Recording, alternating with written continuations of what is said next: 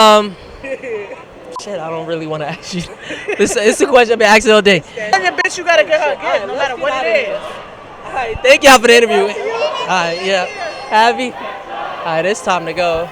Let me take cover. Let's go in Bank of America. I'm gonna be honest with you. Last time I seen a crowd of people coming my way like that, they were trying to whoop my ass, y'all. But anyways, I think you guys are hypocrites. I mean, pick a side. Left, right, up, down. You guys are all fucking hypocrites. Both of you, liberals and conservatives. So today, we're gonna talk about you being a hypocrite and me almost getting caught lacking at the protest. And we're starting right now. Rim low on my fitted, dreams has always been vivid. I'm just trying to go get it, catch me right around and I'm ignorant, I'm just rolling. I've noticed most of your fellow red pill coaches and manosphere creators lean really right. But see, I don't pick sides. I call out bullshit when I see bullshit. So you're asking, why are you a hypocrite? Well, it's simple. If you identify as a liberal, with the exception of most black people, when the vaccine came out, most liberals felt it was right for the government to make it mandatory to take the vaccine. Now, most black people that voted Democrat weren't with that mandate because, you know, history. Yeah, black people don't trust the government. We know that. But the people you roll with, they do, especially when it comes to the vaccine. But when it was time to get the shot, Republicans were screaming, "My body, my choice." When it came to the shot and wearing a mask, fast forward to Roe versus Wade, Republicans, y'all don't believe in that shit no more, huh? So I guess my body, my choice only applies to things you agree with, right? Because you guys were saying I shouldn't have to wear a mask. You all had asthma and you couldn't breathe. When it came to the mask or taking the jab, it was my body, my choice. And let's be honest, most of y'all caught the Rona, which you said was a fake virus, even though it deleted 1 million people. Now, if it was man-made or not, I don't know, but I know it was deleting a lot of people. So let's take a moment of silence to congratulate me for not catching that shit. I'm kidding, of course. Sorry for those who've lost loved ones during this demic. But anyways, how did I end up at the protest? Well, I shot my first public interview this Friday, asking women if they think they should have a hoe face. I got up with a cool-ass cameraman, and we were out there for about 3 hours. And as we were leaving, a big-ass group of protesters came our way. Now, it was mostly peaceful, but the first thing I saw was a guy throwing eggs at our building. And in my head, I was like, it's about to go down. But nothing happened, just a bunch of yelling and screaming. And let's be honest, that never does anything. Didn't y'all march for George Floyd? And the government was like, let's give him a statue.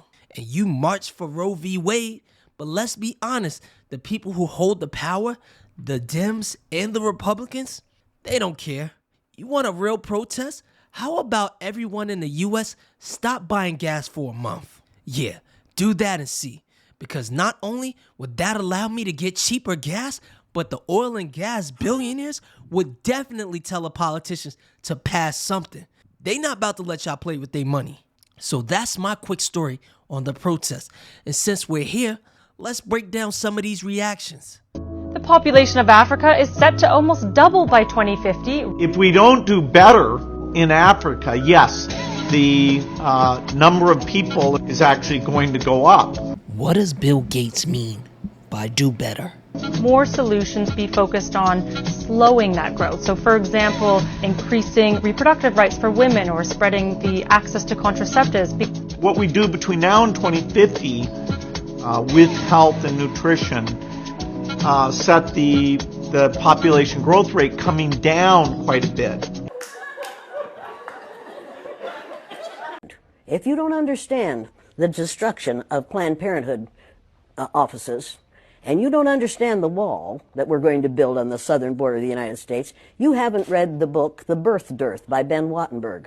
Ben Wattenberg was a brilliant Jewish man who was a member of the American Enterprise Institute, and he wrote a book, the first paragraph of which says The main problem confronting the United States today is there aren't enough white babies being born in this country.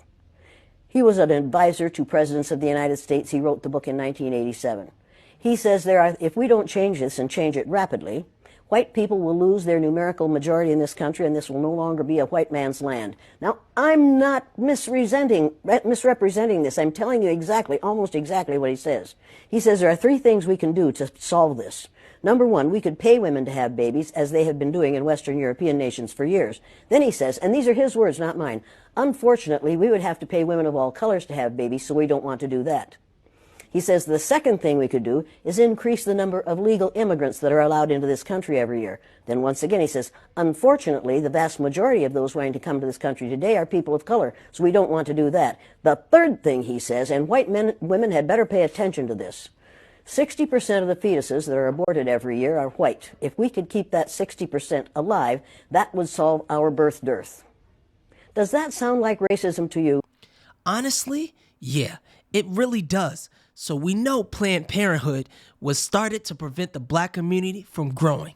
It solved the problem for white America, and depending on how you view the situation, it created and solved the problem for black America. Yo, I want to hear a take on this. The Roe versus Wade thing just happened. Now, I'll give it my opinion on Roe versus Wade. Yeah. But what I never wanted it to be was a situation where black folks, us defending Roe versus Wade, starts us defending Planned Parenthood. Right. Because like we talk about like Margaret racist Sanger. monuments getting taken down. Planned Parenthood is a racist monument, Yes, right? it Margaret is. Sanger was a incredible racist. So what's your take on Roe versus Wade versus also your take on black folks loving Planned Parenthood? Right. And I talked about this before with Planned Parenthood, and I don't like it because, again, it was designed to target and to genocide black society. Of course. And in some cases, I agree that women should have a right to get an abortion because if you're raped or whatever, certain cases, Sick. certain cases. But the way Roe versus Wade got through was because of racism. The woman, Jane Roe, Norma something, I forgot what her real name is, she was going around saying some black men raped her. So that's why white people are like, oh my God, we got to get abortion through because we don't want these white women getting raped by these niggas and having these nigga babies. Of course. So that's why it got through. So there's always been this racial element about it. Now, right now, they've blocked it, but that's only temporary. They're going to have it back again. They're not going to have abortion stop for too much longer. You see, people were always deleting their babies. They just were dying in the process of doing it. So yeah, when Roe v. Wade was passed, it allowed women to delete babies at a doctor's office without possibly killing themselves in the process. So problem solved, I guess. But you've seen women risk their lives to have a BBL. So what makes you think they won't risk their lives to not suffer the embarrassment of having a baby at a young age? I always ask my conservative friends because, let's be honest, there are very fine people on both sides. I ask them questions like, if their 15-year-old white daughter got pregnant by my future 15-year-old black son, would they still not believe in abortions? And sometimes they surprise me and say yes. And sometimes their face turns red. And I laugh and say, exactly. But here's my prediction of what I think is actually going to happen. Now, mind you, they predict only half of the states will work towards banning the A. So I think that the most economically viable women will still be traveling to different states in order to have the procedure done. So really, this is going to affect the lower middle income classes down to those that are in poverty, thereby continuing to separate the distance between the rich and the poor. Because I talk about all day the significant financial impact that bringing in a child into the world before you are ready for it can have on a family. But yeah, those that are not economically stable will be the most impacted by this simply because they will not be able to travel to different states in order to have the procedure done. So it's almost as if it's more incumbent on them to understand the importance of protecting themselves. When Roe v. Wade passed, it allowed the less fortunate to avoid having more kids. And I hate to be an asshole for saying it, but the black community doesn't need more kids growing up in the hood, just trying to survive. And I would have thought conservatives would appreciate that, seeing that they complain about giving money to the poor or providing good health care. Tupac said it best, they got money for war, but can't feed the poor. You see, not every poor person is lazy. In this game called life, we can't all be winners. And I believe Anyone can be successful through hard work and dedication, but you'd be a fool to not believe that some people are dealt a better hand than others. In fact, I'd love to watch you trade places with a kid growing up on O Block or 63rd Street in Chicago, and let's see if you come out clean and innocent. Finding out now recently that within 30 years, white people will be in the numerical minority in this country is going to be traumatic. White people are scared to death right now, particularly white males. They're scared to death that they are going to lose their power in the future. And they are. But if you want to get ready for the future, if you want to be treated well in the future, treat others well in the present. What we do in the present constructs the future. This is what it's all about, protecting power. If you make it harder for poor white conservatives to delete their babies, it assures that white people will remain the majority of the United States. And I know these ladies are using it as a form of birth control, and that's not what it's supposed to be for. But I'd be a hypocrite to say that I haven't personally used this option before. So I'm pro mind your fucking business. The Bible says it's a sin to have sex out of marriage, but none of y'all are married and none of y'all are virgins. The Bible says you shouldn't curse or cheat, but no one is perfect, so who are you to judge? Plainly, because it is a sin and it is wrong to commit genocide against young children. And this is one of the things in society that's 100% preventable. That's like saying drinking and driving, it should be my body, my choice. Drinking and driving is 100% preventable. Every crime and every sin is 100% preventable. But once again, who are you to decide what is right or what is wrong? And I believe in God, but what about the people who don't believe in your religion? What if they came to power and decided that they want to take away rights? You see where I'm going with that? And when you make the decision to drink and drive, although every time you drink and drive, you haven't killed another person, it is a chance that you can affect other people's lives. When you are a woman and you get pregnant and a man whom you had relations with is believing that they were going to have a baby and you destroy the life of that child, you are affecting other people's lives. It's not just your body. But what if that man doesn't want the kid and that woman doesn't want the kid either? As a past hoe and a father who has kids now, I can attest to having some scares in the past. With women, I didn't want to have my kid. I'd argue in today's society, you're talking about a small minority of men because most single men aren't looking to have kids right now. A lot of individuals want to say that this is a sad day in America, and it's not. You don't have a right to slut it up and then have the government pay for your genocide. That's not right. Last time I checked, deleting babies wasn't paid for by the government, but those food stamps and other government assistance is all paid for by our tax dollars. And conservatives usually don't want the government spending money on the poor, but they want the poor to have more babies. I don't get it, and I guess I'm not supposed to. But I think conservatives are the most interesting people.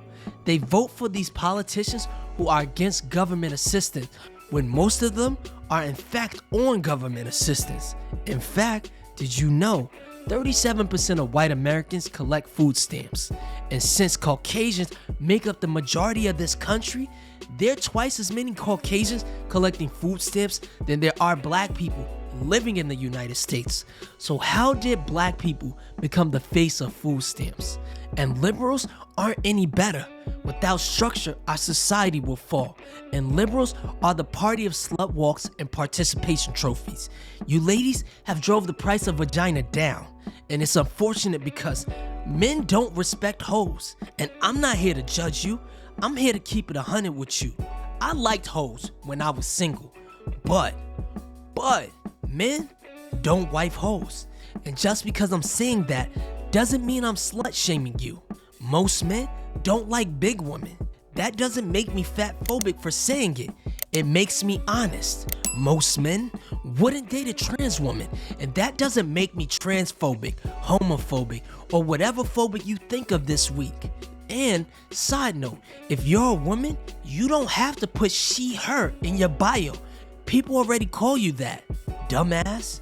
Anyways, shout outs to Officer Tatum. I disagree with a lot of things he says, but I love hearing different perspectives. So with that said, I'll end it with this video. I'm a Christian and abortions aren't right because God is pro-life. Well, actually, Numbers chapter 5 verses 13 through 29, God commands abortion if a man even thinks his wife might have cheated on him. And you gotta be taking that out of context. That don't sound right. But he's definitely not in the late term abortions like the Democrats. Actually, God would let you abort your kids even after they were alive if they were disobedient. Deuteronomy 18, verse 18 through 21. Well, that's all in the Old Testament, and we don't care about that. Well, at least the Supreme Court got it right when they put prayer back in school. Have you even read this book? Okay, Jesus actually commanded his disciples not to pray in public, but in their private, locked closets. Matthew 6, verses 5 and 6. Well, I like it, so damn it, fuck what Jesus is talking about. He's not a real Christian anyway. I heard he was a... I'm not going to act like I've read the whole Bible, so you guys can debate that in the comments if you want. I'm out.